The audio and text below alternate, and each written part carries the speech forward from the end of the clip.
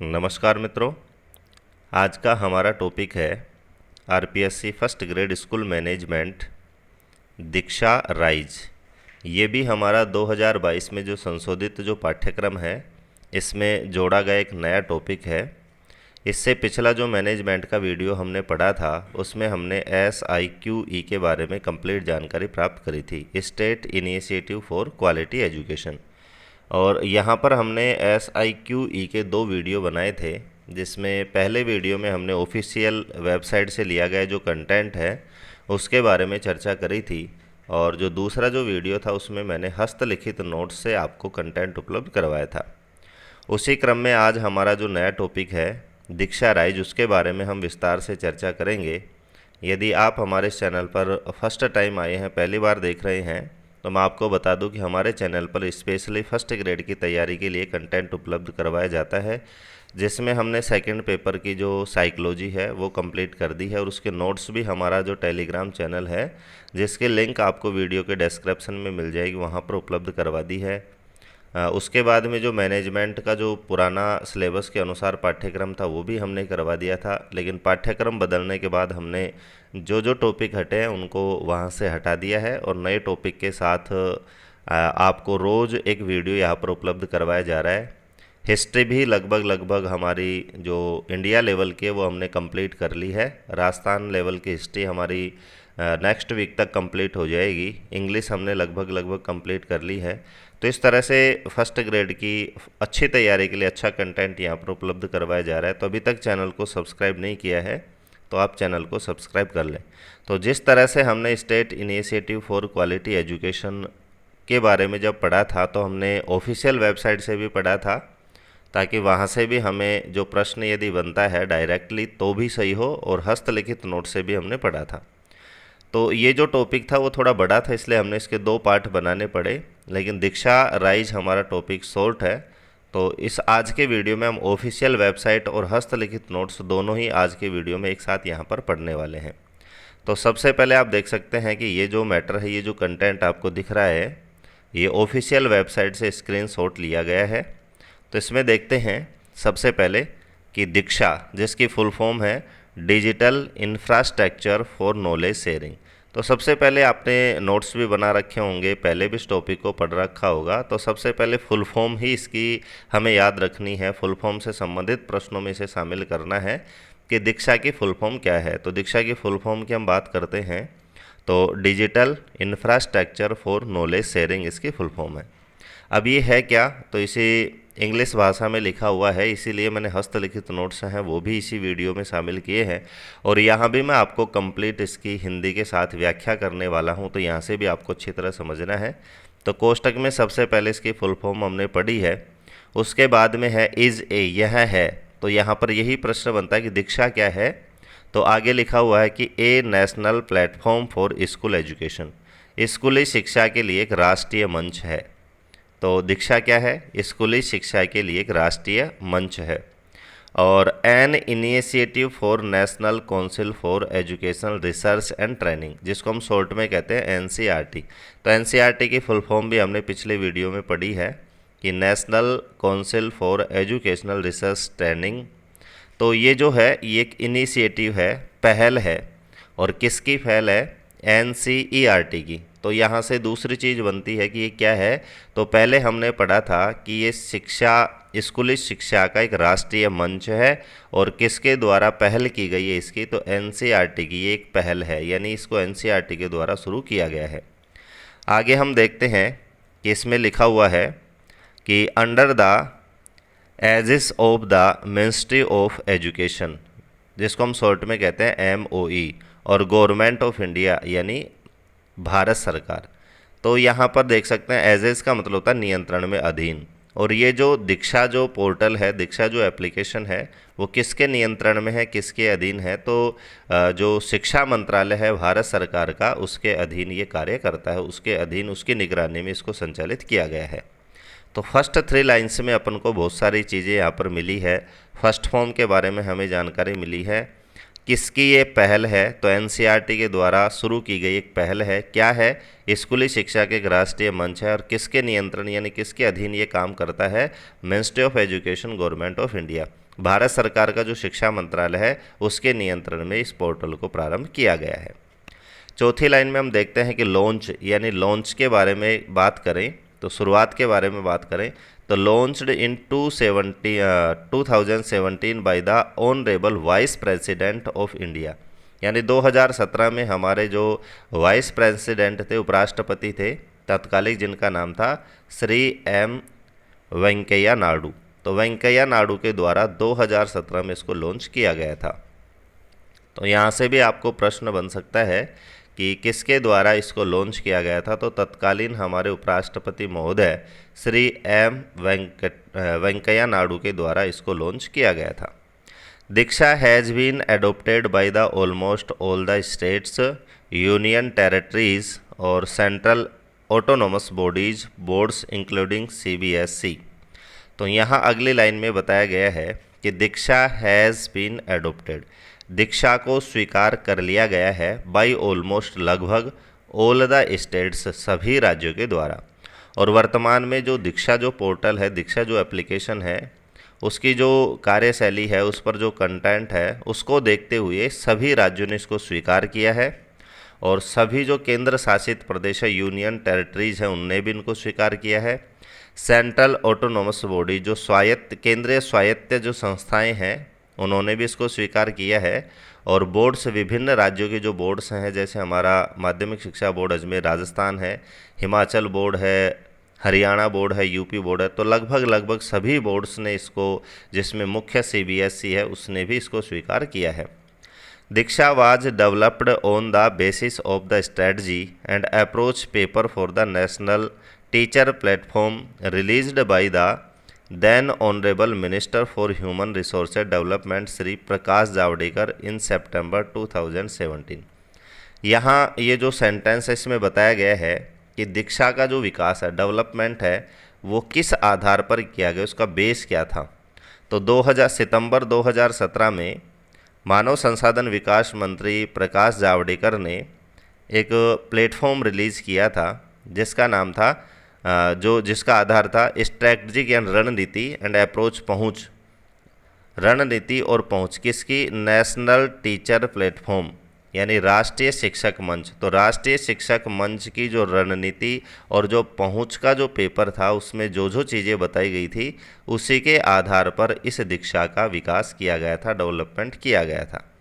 और इसकी बात करें NTA यानी नेशनल टीचर प्लेटफॉर्म की जो रणनीति और जो पहुंच जो पेपर्स थे, वो किसके द्वारा जारी किए गए थे? तो तत्कालीन मानव संसाधन विकास मंत्री प्रकाश जावड़ेकर ने इनको जारी किया था। कब? 2017 में। तो उन्हीं को आधार बना करके और दीक्षा का डेवलपमेंट किया गया था। Diksha can be accessed by learners and teachers across the country, यानी पूरे देश में Diksha can be access, Diksha का एसेस किया जा सकता है, दीक्षा को चलाया जा सकता है, यानी दीक्षा पोर्टल पर लाभ प्राप्त किया जा सकता है, उसको चलाया जाता है लर्नर्स यानी सीखने वालों के द्वारा और टीचर्स यानी सिखाए जाने वालों के द्वारा, यानी अध्यापक और छात्र दोनों ही अक्रॉस द कंट्री, देश में कहीं से भी इसको एसेस कर सकते हैं, चला सकते हैं। करंटली सपोर्ट्स 36 इंडियन लैंग्वेज, और वर्तमान में ये 36 भारतीय भाषाओं में उपलब्ध है। कहीं कहीं पर बहुत कम भाषाएं यहाँ पर दी गई है, इसीलिए मैंने आपको पहले भी बताया था कि मैं जो भी करंट जो टॉपिक हैं और जो भी टॉपिक हैं जो हमें ऑफिशियल वेबसाइट से मिलते हैं, तो वहीं से आपको उसका जो कंटेंट है उपलब्ध करवाने का प्रयास करता हूं। तो यहाँ पर आप देख सकते हैं कि ऑफिशियल वेबसाइट्स पर लिखा हुआ है कि वर्तमान में ये 36 भारतीय भाषाओं में संचालित है। Each state and union territories leverage the Diksha platform in its own way, यानी इसका जो लाभ है वो प्रत्येक राज्य और जो केंद्र शासित प्रदेश हैं वो इसका लाभ उठा सकते हैं अपने अनुसार, अपनी भाषा के अनुसार।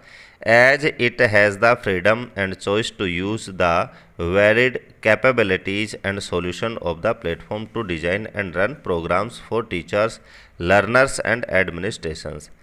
तो यहाँ पे कहा गया है कि as it has the freedom, यानी ये जो है बिल्कुल स्वतंत्रता रखता है एंड चॉइस टू यूज, और अपनी इच्छा के अनुसार, चॉइस के अनुसार इसको यूज किया जा सकता है।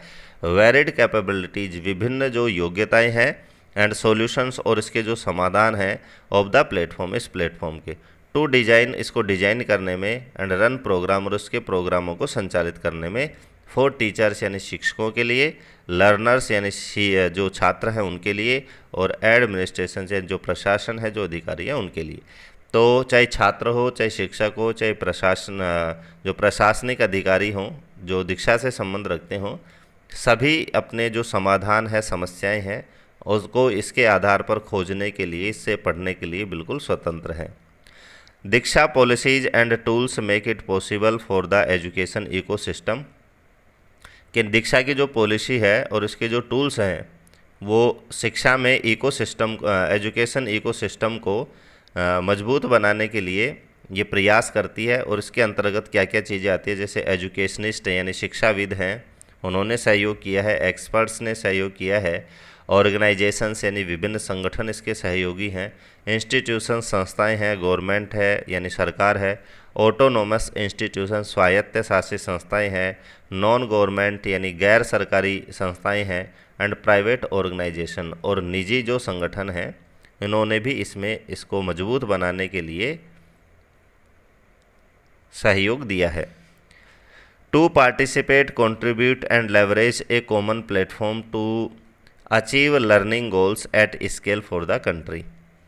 आगे कहा गया है कि टू पार्टिसिपेट इन, हिस्सा लेने के लिए, ये सारी जो चीज़ें हैं उन्हीं की बात कर रहे हैं कि ये जो संस्थाएं हैं वो हिस्सा लेने के लिए, सहयोग करने के लिए, और लेवरेज ए कॉमन प्लेटफॉर्म, और एक सामान्य मंच को ऊंचा उठाने के लिए, आगे प्रोत्साहित करने के लिए, ताकि अचीव लर्निंग गोल्स, ताकि सीखने के जो उद्देश्य उनको प्राप्त किया जा सके, at scale for the country, राष्ट्रीय लेवल पर। NCERT text books are licensed,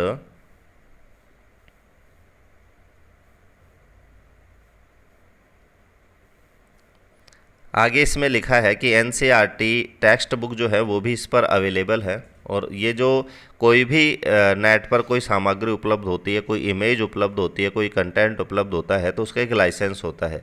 तो यहाँ पर यानी दीक्षा पर उपलब्ध जो एनसीईआरटी की जो बुक्स हैं वो किसके, कौन से लाइसेंस के अंडर उनको यहाँ पर उपलब्ध करवाया गया है, तो CC बाई NCND। CC का मतलब है क्रिएटिव कॉमन्स, और NCND का मतलब है नॉन कमर्शियल और नॉन डेरेटिव्स, यानी ये ना तो व्यावसायिक है, ना ही आप इसको, कहने का मतलब है कि आप इसको शेयर करने के लिए, पढ़ने के लिए बिल्कुल स्वतंत्र, आप डाउनलोड भी कर सकते हैं और इसको कहीं भी आप शेयर भी कर सकते हैं। All the resources are licensed under CC by NCSA, और इस पर जो भी रिसोर्स है, जो भी संसाधन दीक्षा पे उपलब्ध करवाए गए हैं, वो कौन से लाइसेंस के अंतर हैं, तो NC का मतलब ऊपर भी बताया था नॉन कमर्शियल, और SA का मतलब होता है शेयर एलाइक, यानी इनको आप शेयर भी कर सकते हैं। Under the PM e Vidya initiative for the GOI, और ये जो है वो भारत सरकार का जो ई-विद्या है उसके अंतर्गत, उसकी एक पहल के अंतर्गत इसको चालू किया गया है, which was declared as a part of the Aatmanirbhar Bharat. और ये जो आत्मनिर्भर भारत की जो पहल है, जिसकी घोषणा कर रखी है हमारे PM महोदय ने, प्राइम मिनिस्टर ने, उसका ये एक हिस्सा इसको मान सकते हो। और Diksha has been declared as one nation one digital platform, एक राष्ट्र एक डिजिटल प्लेटफॉर्म की भी घोषणा दीक्षा कर चुका है। तो ये सारा का सारा जो मैटर था वो इंग्लिश में था, और ऑफिशियल वेबसाइट से स्क्रीनशॉट लेकर के और यहाँ पर आपको बताया गया। अब मैं आपके इसके कुछ पिक्स दिखाता हूँ कि किस तरह का ये दिखता है, इसका जो लोगो है वो किस तरह का है, और किस किस के लिए यहाँ पर सुविधा उपलब्ध करवाई गई है। तो जैसे ही मैंने आपको बताया था कि दीक्षा जो है वो एक पोर्टल भी है और एक ऐप भी है। पोर्टल का मतलब होता है आप डायरेक्ट गूगल से भी इसको एक्सेस कर सकते हैं, इसको चला सकते हैं। और ऐप का मतलब है कि आप एंड्रॉयड फ़ोन में या अपने लैपटॉप आदि में इसकी ऐप भी इंस्टॉल कर सकते हैं, और जो सारा जो कंटेंट है, सारे जो सुविधाएं, वो ऐप के माध्यम से भी इसको ले सकते हैं। तो जैसे ही आप पोर्टल पर जाते हैं या ऐप इंस्टॉल करते हैं तो उसका ये लोगो है दीक्षा का, उसके बाद में आप देखते हैं कि अगले पिक में है वेलकम टू दीक्षा। जैसे ही आप पोर्टल पर या फिर एप्लीकेशन पर दीक्षा को खोलते हैं तो आपके सामने इस तरह का कुछ दिखाई देता है कि welcome to Diksha, choose your preferred language. तो भाषाओं की हमने बात करी थी, तो दीक्षा जो है लगभग 36 भाषाओं में वर्तमान में चालू है। तो इस तरह से देख सकते हैं जो भी आपकी भाषा है उसको आप सेलेक्ट करके और अपनी इच्छानुसार अपनी क्षेत्रीय भाषा में इसका लाभ उठा सकते हैं। तो इस तरह से आप देख सकते हैं कि इसमें इच्छानुसार भाषा चूज करने का भी ऑप्शन है। नेक्स्ट हम इसको खोलते हैं, इसको आगे एसेस करते हैं तो आता है welcome to Diksha, discover content as, यानी अपने अनुसार कंटेंट आप खोजिए, जो भी आप कंटेंट चाहते हैं। तो यहाँ पर आप देख सकते हैं अभी तक हमने पढ़ा है शिक्षक और छात्रों के लिए कंटेंट उपलब्ध करवाता है। तो ये देख सकते हैं आप टीचर है तो यहाँ टीचर पे आप क्लिक करेंगे तो टीचर से संबंधित आपको कंटेंट मिल जाएगा। आप स्टूडेंट है तो स्टूडेंट से संबंधित कंटेंट आपको मिल जाएगा। और आप कोई ऑफिशियल या जो आप कार्यालयी काम से संबंधित कंटेंट चाहते हैं तो आपको मिल जाएगा। और साथ में आप देख सकते हैं यहाँ पर न केवल शिक्षक और छात्र कंटेंट प्राप्त कर सकते हैं बल्कि जो अभिभावक हैं, माता पिता हैं, वो भी यहाँ से सुविधा प्राप्त कर सकते हैं। तो आप शिक्षक है तो शिक्षक के रूप में आप लॉगिन कर सकते हैं, छात्र है तो छात्र के रूप में, और अभिभावक हैं तो अभिभावक के रूप में आप यहाँ से कंटेंट डाउनलोड कर सकते हैं। उसके बाद आप देख सकते हैं कि यहाँ पर जो भी आप कंटेंट डाउनलोड करेंगे उसका मीडियम होता है, जैसे हिंदी मीडियम है, इंग्लिश मीडियम है, संस्कृत मीडियम है। नीचे आप देख सकते हैं कि जिस भी क्लास का आपको कंटेंट चाहिए उसी क्लास पर आप क्लिक कर सकते हैं। जैसे 10th का चाहिए तो यहाँ पर 10th पे क्लिक कर रखा है, और हिंदी मीडियम में हमें चाहिए, इंग्लिश मीडियम में चाहिए तो आप इस पर क्लिक करेंगे तो जिस तरह से डार्क है तो ये डार्क हो जाता है। क्लास 12 का कंटेंट चाहिए, CPD यानी उच्च शिक्षा से संबंधित चाहिए, तो सारा कंटेंट आपको यहाँ से मिल जाता है।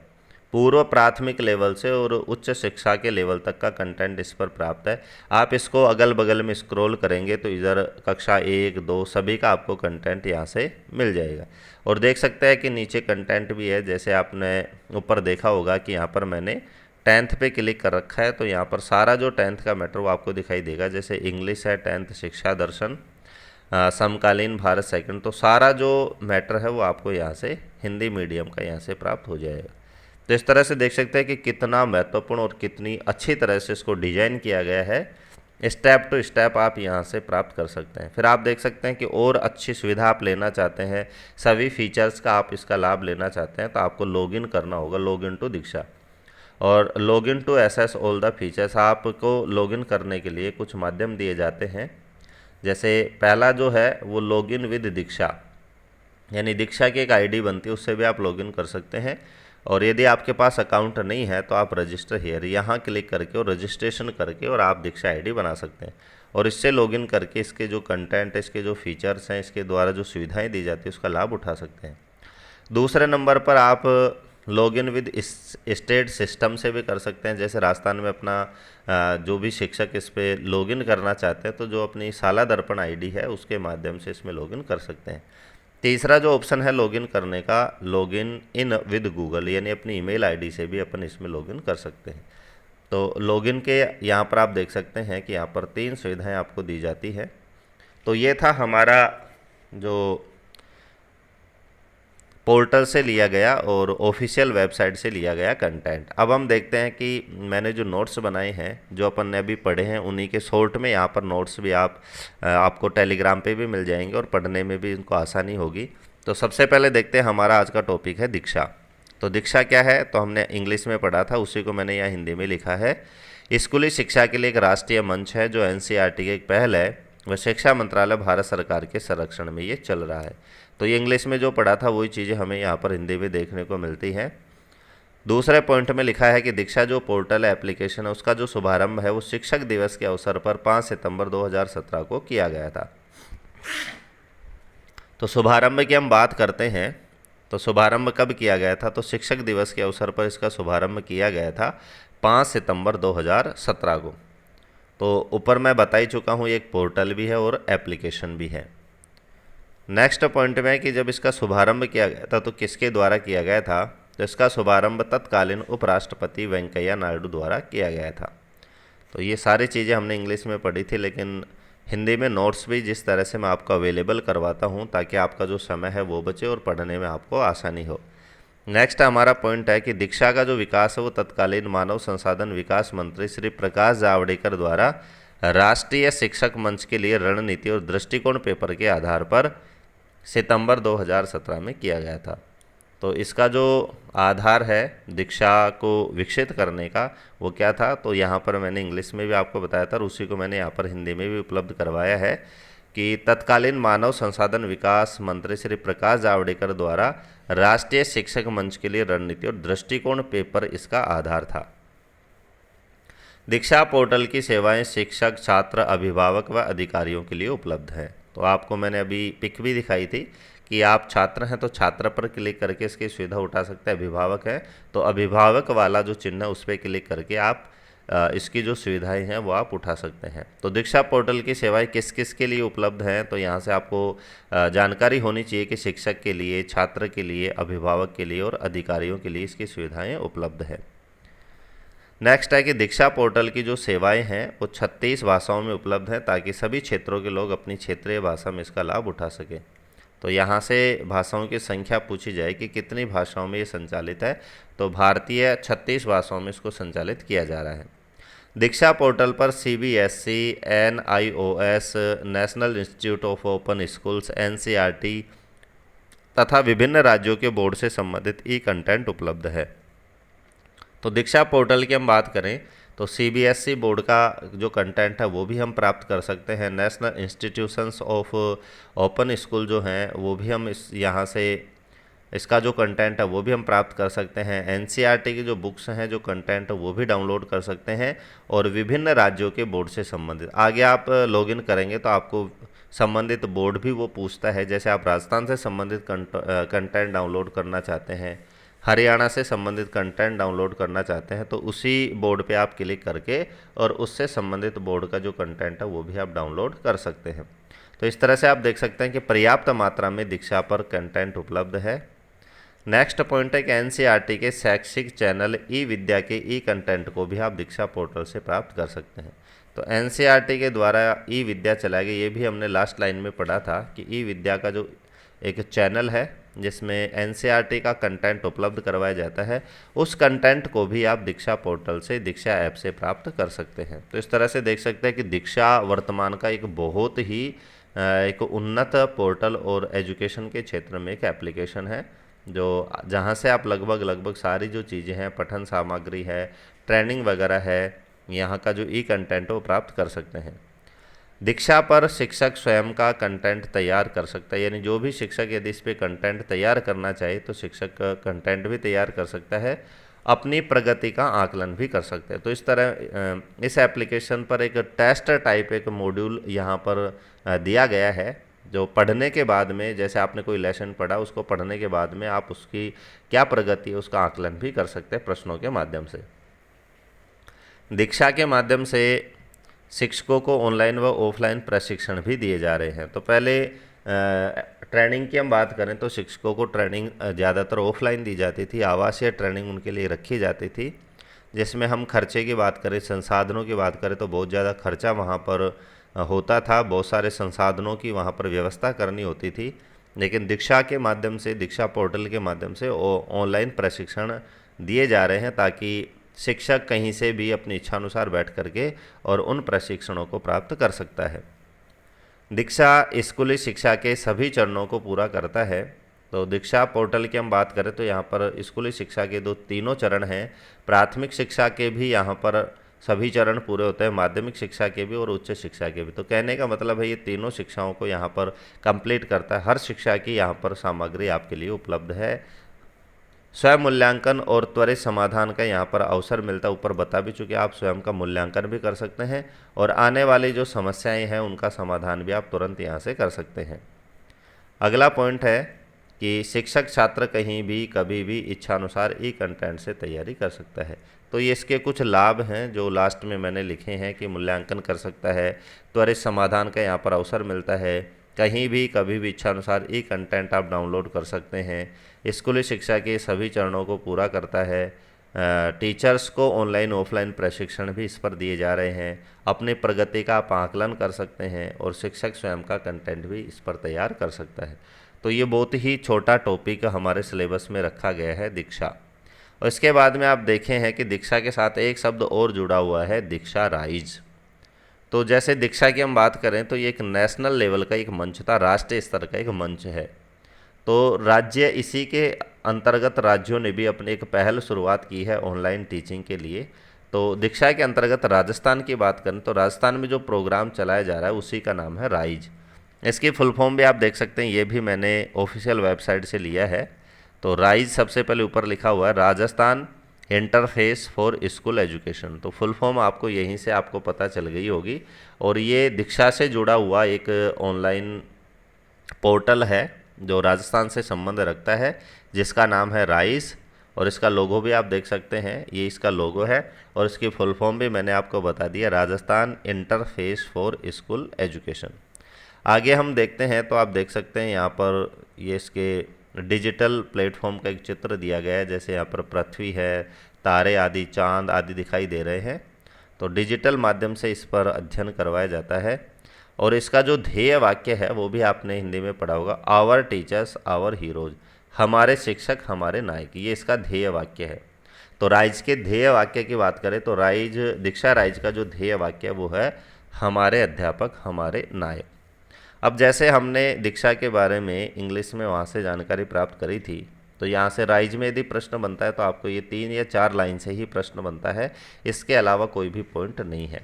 तो इसको आपको हिंदी में आप लिख लेना। इसके हिंदी में मैंने नोट्स नहीं बनाए हैं क्योंकि बिल्कुल आसान भाषा में लिखा हुआ है कि the department of education government of Rajasthan believes that it's teacher community is greatest strength and the strongest lever of change and improving student learning outcomes in the state।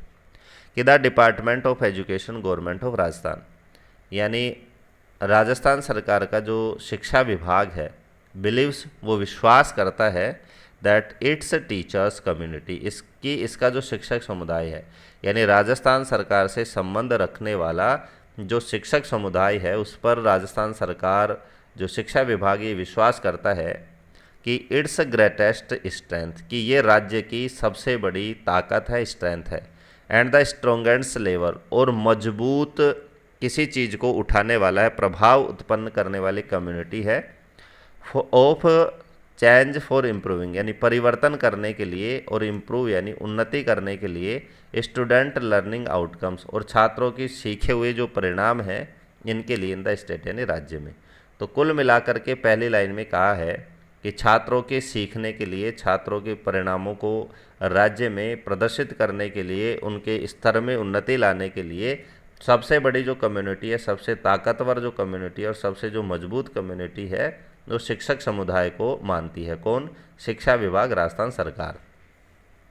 It is विथ्स belief, ये इसका विश्वास है कि that the department of education joint forces with NCT, national council of teacher education के साथ to build, इसका निर्माण किया गया कि इसका Rajasthan interface for school education, यानी जो राइज है, RISE जो है, इसका जो विकास है वो किसके सहयोग से किया गया है? तो NCTE के साथ मिलकर के और इसका डेवलपमेंट किया गया है।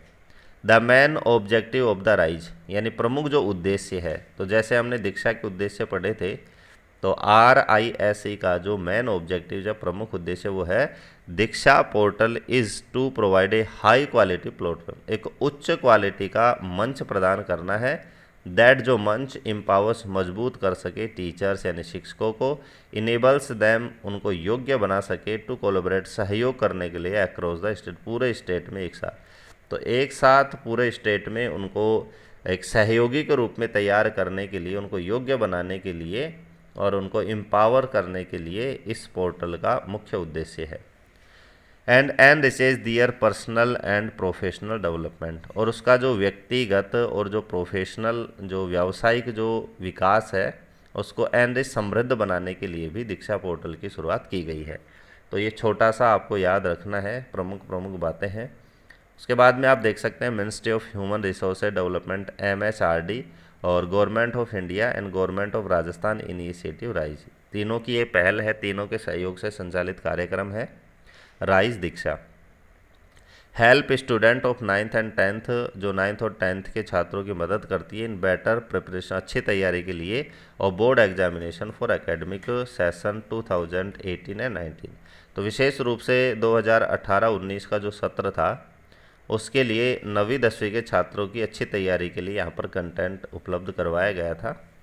तो यहाँ से देख सकते हैं कि स्टूडेंट कंटेंट कैसे प्राप्त करते हैं। तो students can directly obtain helpful text, कि जो स्टूडेंट है वो प्रत्यक्ष रूप से प्राप्त कर सकते हैं helpful text content bye scanning QR code. तो क्यूआर कोड के माध्यम से आप इनको डाउनलोड कर सकते हैं। जैसे नाइन्थ की मैथ आपको डाउनलोड करनी है तो इस क्यूआर कोड पर आप स्कैन करेंगे तो नाइन्थ की मैथ का जो टेक्स्ट आपको मिल जाएगा, नाइन्थ की साइंस यहाँ से मिल जाएगी, टेंथ की मैथ आपको नीचे स्कैन करेंगे तो टेंथ की मैथ आपको यहाँ से प्राप्त हो जाएगी और टेंथ की साइंस। तो इस तरह से आप देख सकते हैं। तो आज के वीडियो में हमने बहुत ही एक छोटा टॉपिक था जिसको मैंने विस्तृत रूप से लिया है। वीडियो बड़ा बना इसके लिए सॉरी, लेकिन इसको देखने के बाद में सारी जो चीज़ें आपकी क्लियर हो गई होंगी। वीडियो में लास्ट तक बने रहने के लिए धन्यवाद।